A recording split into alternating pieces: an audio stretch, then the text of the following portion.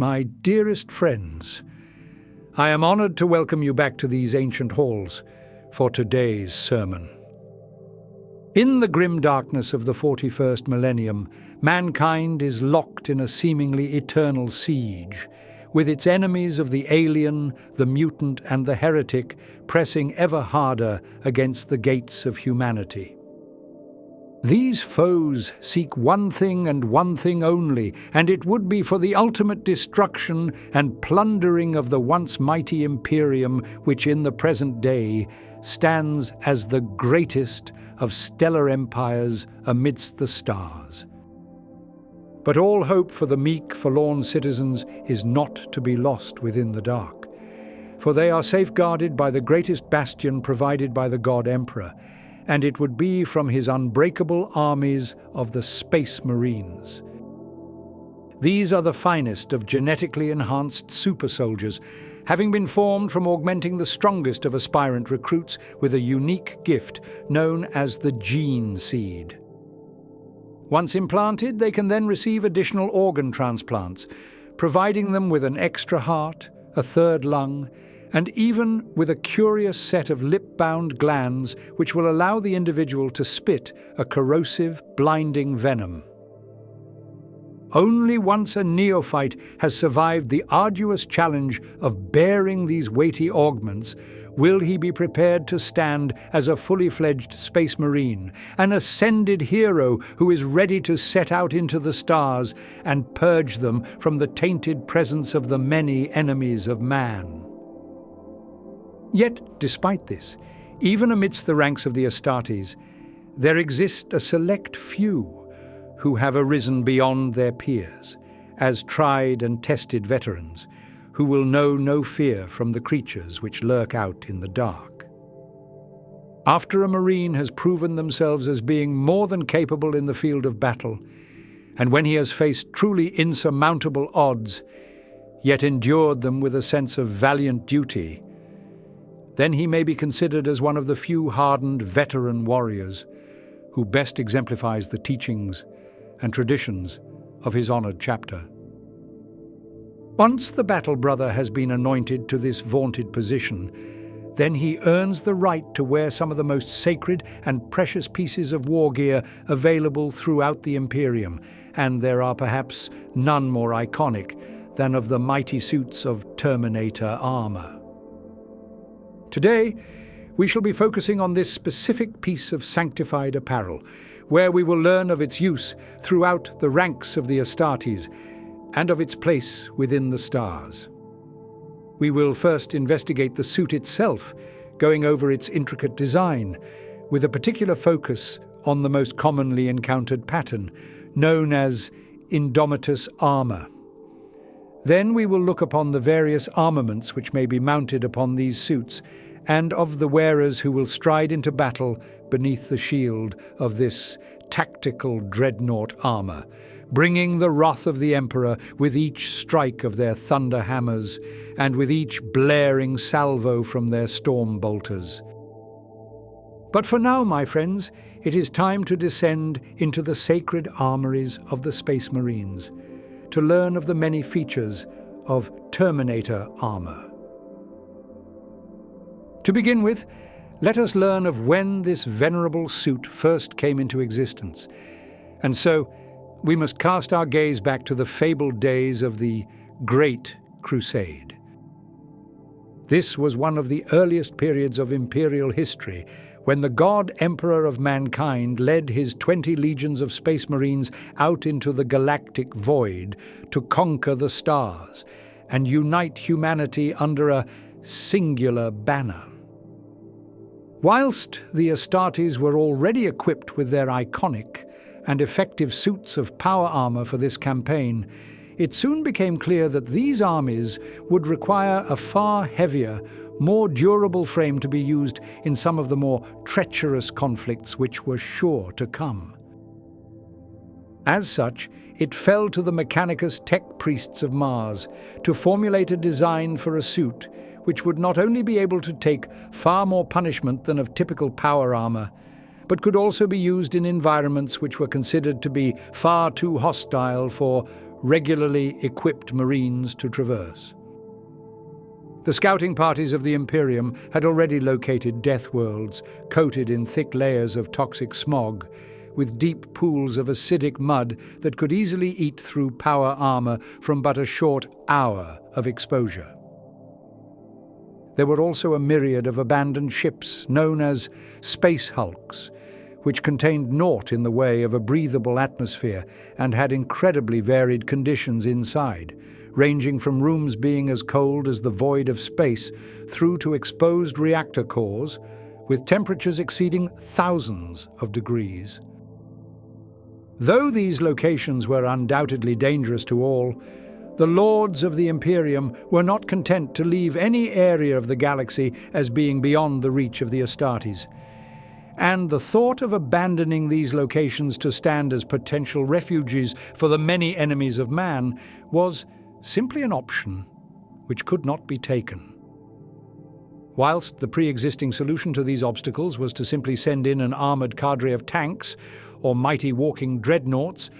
there were some instances where they could not be used to curtail these hazards. The cramped, dank undertunnels of hive worlds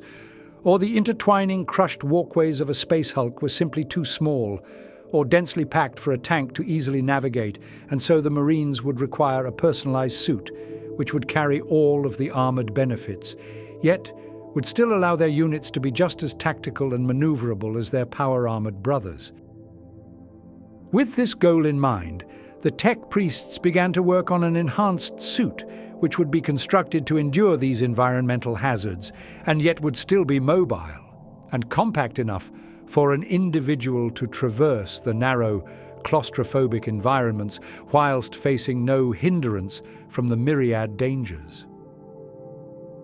It is rumoured that the tech priests looked to the archaic exosuits worn by Terran engineers within treacherous workplaces, such as would be the case for those who performed maintenance work within the reactor cores of the mighty voidcrafts of the Imperium, for inspiration. They sought to adapt these frames with the armours used on the dreadnought walkers of the Marines, which is eventually how these suits were later designated as tactical dreadnought armour. In the early days of production, many different Forge worlds were tasked with creating their own designs and interpretations of a suit which could meet these specific requirements. Because of this, there were several distinct variants which came about, with rather stark differences between them. But many of these changes were primarily based on aesthetics, and at their cores they each provided the same basic needs which had been requested by the Astartes. The prototype Terminator suits were each magnificent examples of the engineering design prowess held by the Mechanicus tech priests, and though they would be drastically changed in the coming millennia, these early examples were still incredibly effective for their given role. The immense suits of armour stood taller than even the typical Astartes power armour, being made up of thick layers of adamantium and reinforced ceramite which could withstand a near-endless salvo of small arms fire. Thanks to their strength, it was even hypothesized that they would be able to withstand truly gargantuan crushing forces, to the point where even a light tank could ride over them without causing any significant damage. In addition, the primary goal of producing a personalized suit which could withstand the hostile environments of the galaxy was certainly exceeded in almost every way. Being a fully enclosed, encapsulated armor system, the wearer would not have to fear any noxious, toxic gases from their surroundings, and they would even be able to operate in locations devoid of an atmosphere, thanks to their integrated oxygen recycling systems. But aside from their defensive capabilities, we must remember that the suits of Terminator armor were primarily produced to be tools of war, and as such, they were constructed to be equipped with a wide range of offensive weapons, with their specific loadouts being unique to the requirements of a battle.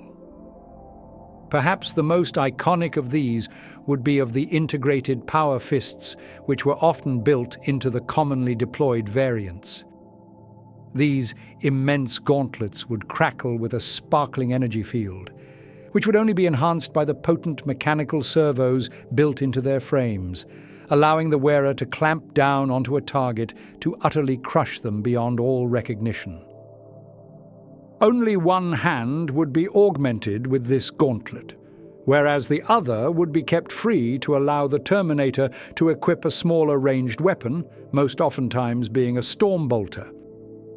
These are dual-barreled, fully automatic bolt weapons which can maintain a surprisingly high fire rate at an impressive range. Though these weapons usually carry with them a rather prohibitive amount of recoil, thanks to the strengths provided by the heavy suits of armor, the user would be able to maintain a steady rate of highly accurate fire at their targets. The Power Fist and Storm Bolter combination still stands as perhaps the most common variant of Terminator to this day. However, we will soon discuss some of the other, more interesting loadouts which are deployed across the various chapters of the Space Marines. Though the suits were incredibly heavy and bulky, it did not mean that the user would be immobile to any degree. Being outfitted with advanced servo motors, powered actuators, and tightly bound synthetic muscle fiber bundles, the wearer would be just as agile and mobile as they would have been if they strode into battle wearing a less capable suit. As their design phase came to a close, it soon became a dream of the High Lords to replace all conventional suits of Astartes power armor with the far superior patterns of Terminator armor. However, as we are all aware, this plan did not come to fruition. Though several variants, including the Cataphracti or Tartaros suits, were used throughout the years of the Great Crusade, the Imperium was soon to be plunged into a devastating civil war which would put a halt to the progressive modernization plans of the Lords. The widespread destruction caused by the Horus heresy utterly demolished the industrial capacity of the Imperium, and with the loss of around half of all Terminator suits which had been produced, the dream of holding entire chapters donned in these mighty exosuits was dashed to the cosmic winds. The immense losses made it clear that the mass production of Terminator armor could simply not be achieved, and even their fabrication had to be heavily reduced in order to prioritize the rebuilding of the shattered Imperium. This led to a true level of scarcity for these suits of armor, and rather unfortunately, it is something which has persisted well into the 41st millennium. As it stands today, the chapters of the Adeptus Astartes will cling onto their remaining suits of Terminator armor as treasured relics of a bygone age, and they will only be deployed if there is simply no other solution which seems possible. The Mechanicus does still produce a scant few of these suits, but it is not nearly enough to provide every chapter of the Imperium with a reliable supply. And so, for the chapters which still retain several squads' worth, they will do anything they can to maintain them as functional units of armor. They will be repaired and watched over by tech marines and tech priests of the Mechanicus, constantly adorning the armor with pungent oils and garbled prayers in the hopes that it will prolong the lifespan of these sacred relics. Because of the rarity of functional parts, it has been noted that some sets of Terminator armor appear rather ramshackle in their appearance, with pieces from previous patterns having been attached to replace damaged armor panels or components. But regardless of this, we must remember that each piece still stands as perhaps one of the finest creations of the Mechanicus. And even if it holds a somewhat disheveled or inconsistent appearance, that it does not detract from the truth that this is still a potent suit of Terminator armor. It will be worn by the heroes of a chapter, veterans of 100 campaigns, and through its might they will bring the vengeance of the Emperor to the many enemies of man. Now that we understand their place within the history of the Imperium, let us turn our attention towards the most commonly encountered variant found within the 41st millennium, and it would be none other than the Indomitus Pattern of Terminator armor. When most imagine a hulking space marine striding through a hostile war zone of the galaxy within the unbreakable shell of a suit of Terminator armor, most would immediately picture the Indomitus Pattern, and perhaps for good reason. It has become a piece of equipment which is incredibly iconic within the ranks of the Astartes. The exemplary suits were first created during the closing years of the Horus Heresy as a desperate means of resupplying the Loyalist legions with new suits of Terminator armor, following on from the great losses which they had sustained in the war with the arch-traitor. In some ways, the Mechanicus was forced to make several compromises with its construction. The final framework was far less durable than that of the Cataphractii suit, and it did not possess the same benefits in mobility or technological advancements as were to be found in the fabled Tartaros pattern. Instead, they were forced to produce a suit which could be manufactured at a higher rate, and so would be far less reliant on exotic materials or rare parts, which were becoming more and more hard to source within the fractured Imperium. Thus, the Indomitus Pattern came to be. Though many of its core systems were conserved from the previous iterations, the most notable differences were to be found in its external appearance. It featured a far more rounded construction, with armor panels being shaped to deflect enemy blows away from the main body of the wearer, while still being far more durable than that of a typical power armor suit. The large, spherical shoulder pauldrons were notably thicker than those of the prior generations, and their construction had been slightly extended in order to further protect the upper arms of the user. Upon the right shoulder, the Legion, and later Chapter Heraldry, would be displayed in full glory, allowing the Terminator to carry the iconography of his brothers into battle as an effigy of war. Upon the left shoulder, however, we will find a most sacred artifact. Known as the Crux Terminatus, this has become one of the most significant symbols for the veteran members of the Space Marines, as it signifies their vaunted position within the first company of their chapter. Consisting of a stone skull embedded upon a cross, which can be made of iron, bone, or other resources unique to a chapter, it is granted to an individual only once he has proven himself as a true champion to the chapter. And so, only those who have advanced to the rank of veteran may be seen as worthy enough to bear it for all to see. Legends say that during the climactic duel of the Horus Heresy, where the God Emperor was struck down by the arch-traitor, that it was a group of Imperial Fists Terminators who aided the surviving Imperials in recovering his broken body. During his final moments of lucidity, he ordered that his own armor be melted down and fragmented, with a single shard being given to each Terminator as a sign of recognition for their service towards both him and to the entire Imperium. This tradition has lived on, and so it is said that even to this very day, that each Terminator carries with him a shard of the armor of the Emperor, cradled within the skull of his Crux Terminatus. As I stated before, the base construction of the Indomitus suits mirrors that of the other patterns. As such, at its core will be an exoskeletal system, bolstered by dense bundles of synthetic muscle fibers, which provides the user with a level of strength that could not be possible, even for a genetically enhanced space marine. Above this will be a series of thick plates of adamantium and ceramite, which are more than tough enough to shrug off all but the heaviest or most piercing salvos of enemy fire.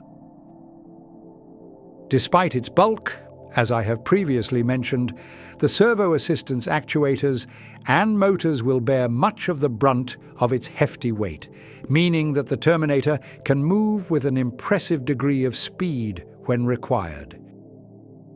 With that being said, due to the constraints formed around its original blueprints, it does not have the same mobility benefits as a suit of Tartarus armor. And whilst a wearer will be notably slower than their power-armored brethren, they will still easily outpace even a sprinting guardsman with but a brisk stride. Perhaps the most striking and iconic feature of the Indomitus suits will be from its easily identifiable helmet.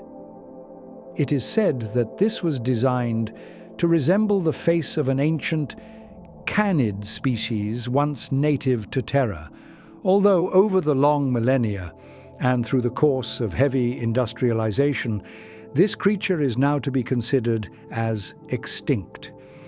Thus, in a rather strange way, these helms act as the final remaining legacy of a beast which once stalked the dunes of our ancient homeworld, though its name has been long forgotten to history. Within this helm, however, we will find an advanced suite of sensory systems and threat detection units, which will provide the Terminator with a far greater volume of information regarding his surroundings when compared to his power-armored contemporaries. Some of these Auspex systems were integrated to process and relay information on the various hazards of his environment, since, as we all remember, these suits were intended to be deployed within the most hostile and inhospitable of locations, and so knowing of the various external threats will be paramount to their operation. It has been suggested that the unique auspexes within their helms will allow them to detect faint signs of life within a close proximity, allowing the Terminator to track any potential threats when in the dank, claustrophobic confines of a hostile environment. This would be most notable within the bowels of a space hulk, where the veteran would need to be well aware of any lurking gene stealers or otherworldly horrors which may have claimed the abandoned vessel as their maleficent haunt. As will be the case with regular suits of power armor, the Terminator suits will be able to connect directly with the black carapace of a Marine, meaning that it can interpret many of the vital signs produced by his own body. As a result of this, if any grievous wounds or environmental threats do in fact manage to make their way through the tough armor, then the wearer will be notified of such an occurrence, allowing them to take the necessary measures to counteract the threat. Perhaps one of the most advanced features which has been built into the Indomitus pattern of suits will be of the teleport Homer. This is an ancient, archaic piece of Imperial technology, which will allow a user to teleport through the warp to a specific location, most often signaled through a local beacon upon the world's surface. Though a Terminator can indeed be sent without the presence of this signal, they will then be at risk of missing their target. And if they end up materializing in the wrong location, then they may erroneously manifest within an obstacle, leading to the suits being lost. This has notably been the case when Terminators are deployed onto space hulks without a teleport beacon being previously placed. Search parties have unfortunately found Terminators who have materialized partially within the walls of the ship's bulkhead, and from this point, their own bodies will have fused with the accursed metals, leaving them as a forlorn marker of death within the cavernous underbelly of this lost vessel. Due to the size of their armor, it is unsurprising that the Terminators are unable to fit within smaller transportation vehicles such as Rhinos or Razorbacks,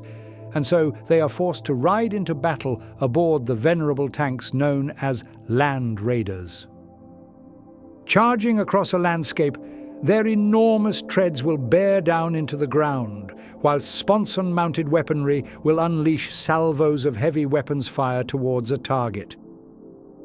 Only once they have reached a close enough range will the front assault ramp burst open, at which point the Terminators will stride forth, ready to bring the malice of the chapter to any who dared stand against them. Given that their hefty exoskeleton and advanced servo motors provide them with an incredible degree of strength, it is unsurprising that the Terminators may be equipped with a wide range of heavy weaponry, which would usually be relegated to small tanks or defensive emplacements. There are two primary routes which may be taken for a veteran within this armour, and these would be for individuals who wish to use ranged weapons, or specialise as close quarters, melee combatants. Before delving into the specificities of these armaments, I should reiterate that perhaps the most commonly deployed loadout for a Terminator squad will actually allow them to be proficient in both ranged and melee engagements. Their left hand will be enclosed within a power-armoured gauntlet, allowing them to crush or strike at foes who would come too close to the venerable suits. Meanwhile, their right hand will clutch onto a storm bolter, from where they will fire out rapid salvos of explosive rounds with an impressive degree of accuracy.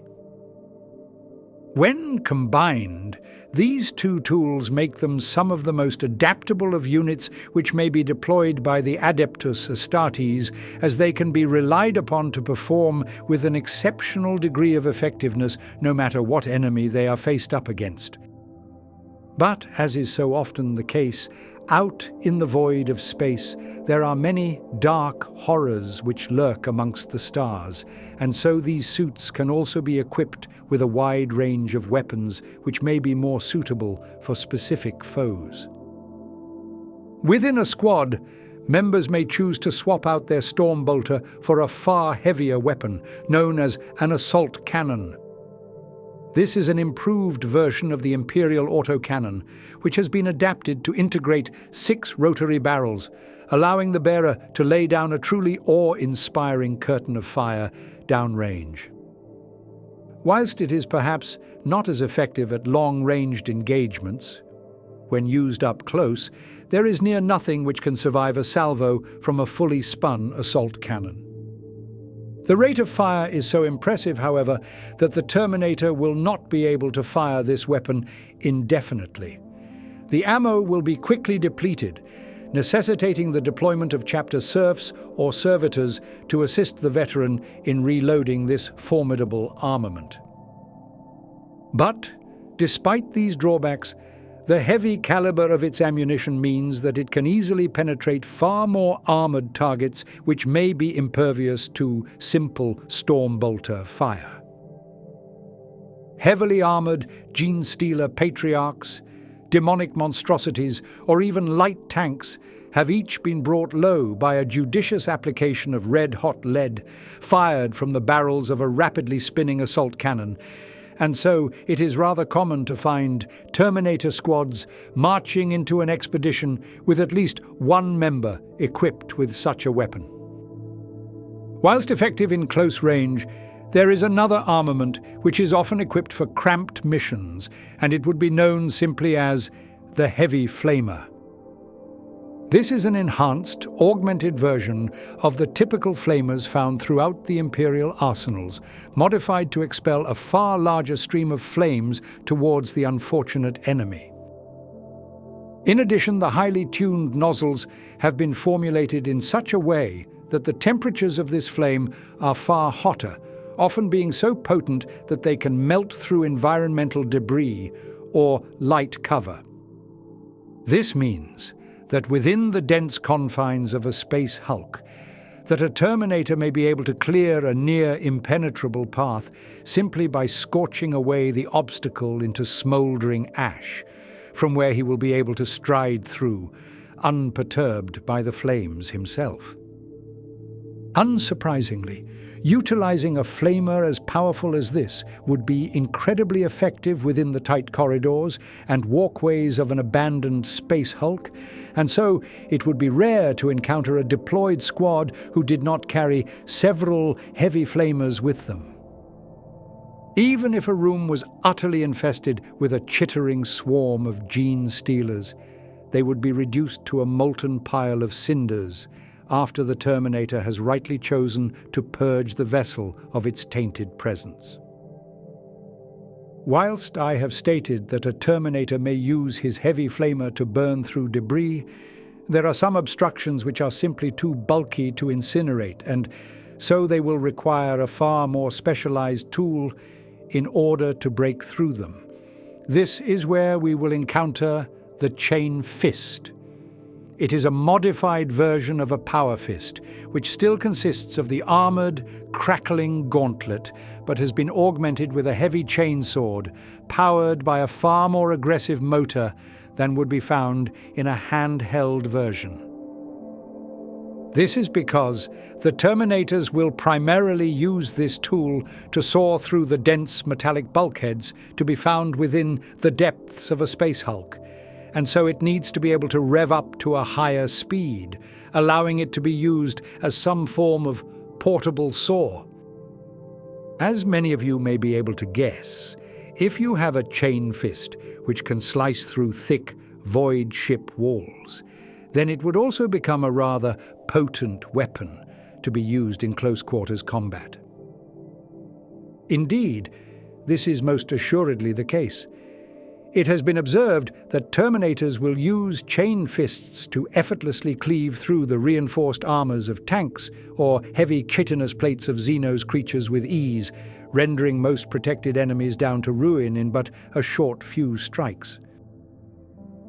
For certain engagements, facing off with a tank in melee is simply not possible, and so a Terminator squad may outfit several of its members with cyclonic missile launchers. These are huge arrays of potent frag and crack missiles mounted upon the back piece of their armor, with a central targeting array being set within the middle of the frame. Though the Terminator will need to temporarily remain stationary while firing, it allows them to rain down an impressive salvo of missiles at a long range to devastate their chosen target. All which I have thus far described will be found within the conventional Terminator squads. However, there also exists a subset of veterans who will don their tactical dreadnought armor in order to be far more effective in the fine yet brutal art of close-quarters combat. Known as Assault Terminators, these heroes of the chapter understand that the true glories of battle are to be achieved in the vicious dance of melee, and so they will be outfitted with a series of potent tools in order to crush and eviscerate the enemies of man. The most commonly found configuration for these Terminators will be to stride into battle with a mighty thunder hammer in the right hand and a crackling storm shield in their left. For the hammers, the original design was conceived eons ago, and they were a frequent sight to be seen amidst the legions who set out on the Great Crusade. It will maintain a constant, highly charged field within its head, which will only be unleashed once the wielder has collided with their target. For the victim, all they will see is a great arcing hammer racing towards them, and upon impact, the crackling energies will be unleashed, creating a devastating white-blue explosion, carrying the sound of a lightning strike with its blows. The sheer power of its strike will certainly obliterate all but the heaviest of armors, and most will be blown backwards from the sheer force produced from such a hit. Naturally, because they will need to be in the direct vicinity of a target to strike them, it would be prudent for the Terminator to equip a storm shield to help him deflect the many blows and shots which will inevitably be levied upon him. Within its core, it will hold a powered energy field, which has been observed to deflect even direct shots from vehicle-mounted las cannons during testing programs. It has gained its name due to the fact that absorbed shots will cause it to crackle with white lightning, which will arc out before dissipating into a strange blue aura. For some, however, they would prefer to trade out these armaments in favor of a weapon which will allow them to fight with a higher level of intensity, and so they will choose to mount a twin set of lightning claws. These are another modification from the basic power fist, where a series of astonishingly sharp blades will have been affixed upon the gauntlet, each being powered by a crackling energy field, which singes the air itself. Their imposing sight is not merely a facade, as they have proved time and time again to be some of the most effective of weapons to be used by the veterans of the Space Marines.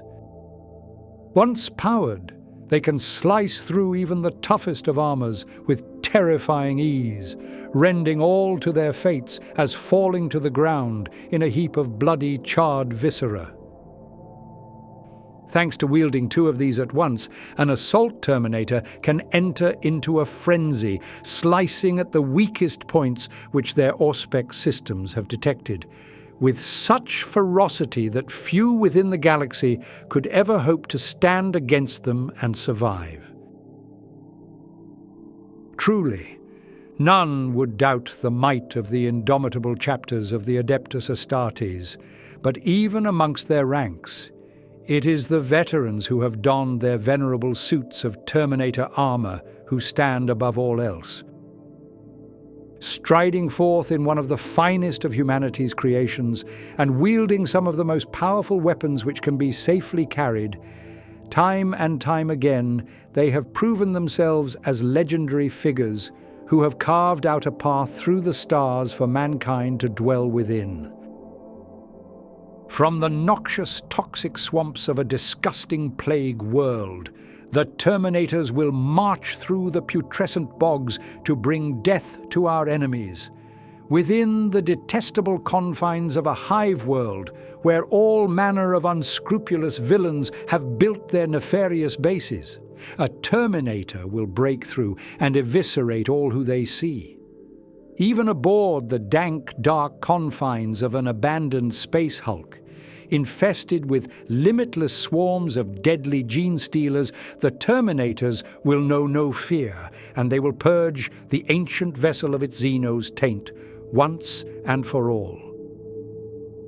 Almost all within the chapters would one day aspire to attain the revered status as being a true veteran of the Astartes, and they understand that once they have ascended into the venerated First Company, that they too may be given the opportunity to mount themselves in a prized suit of Terminator armor. But this is no small gift to be given to any. It is only once you have shown your face to the horrors of the galaxy and stood resolute against these dangers time and time again, will your valiant actions be noted, and only then will you be able to stand as a Terminator. My dearest friends, this shall now bring us to our end. To each and every one of you, I bid you thanks for listening to this sermon in its entirety, and I hope that you will once again join me in the future to hear of another tale from the darkness of the 41st millennium. But for now, I once again must close the curtain to this story, and I pray that you each have a wonderful day, as I bid you all farewell.